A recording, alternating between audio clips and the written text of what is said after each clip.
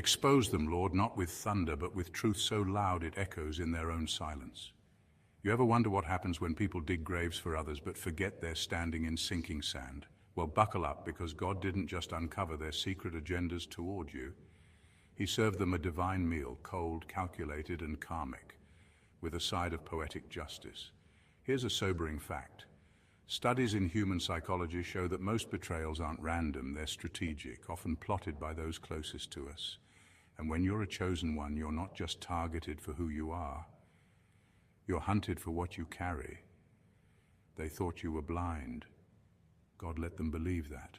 They thought you were powerless. God let them flex. They thought they were winning. God let them dig deeper, not knowing they were burying themselves beneath the weight of their own deception. And now, the masks have melted. The group chats are in shambles, and the whispers turned into screams, because judgment came dressed in silence, and it hit like a divine plot twist. See, God didn't need to lift a finger. He let them expose themselves. And the best part, some of them are still sitting there, wondering how the very thing they planned against you blew up in their own faces like a bad hair day at a fireworks show. So don't move, don't blink, don't even sip your tea too loudly, because what's about to unfold is deeper than karma, louder than vengeance, and slicker than any setup they thought would work. God exposed it all, and trust me, they didn't see the subpoena from heaven coming. Let's dive in. Number one, God let them plot just enough to build their own trap. They thought they had you cornered, thought their plan was airtight. They whispered behind closed doors, practiced fake smiles in the mirror, and acted out roles like life was their personal theater.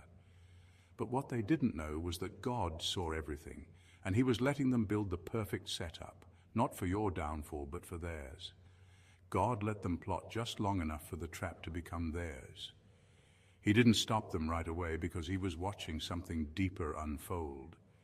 He was allowing them to reveal the full extent of their darkness.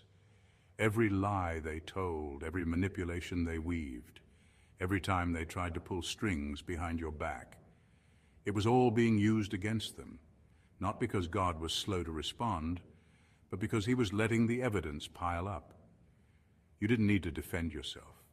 You didn't have to expose them. They exposed themselves. The more they schemed, the more they slipped. The more they tried to trip you, the more they tangled themselves.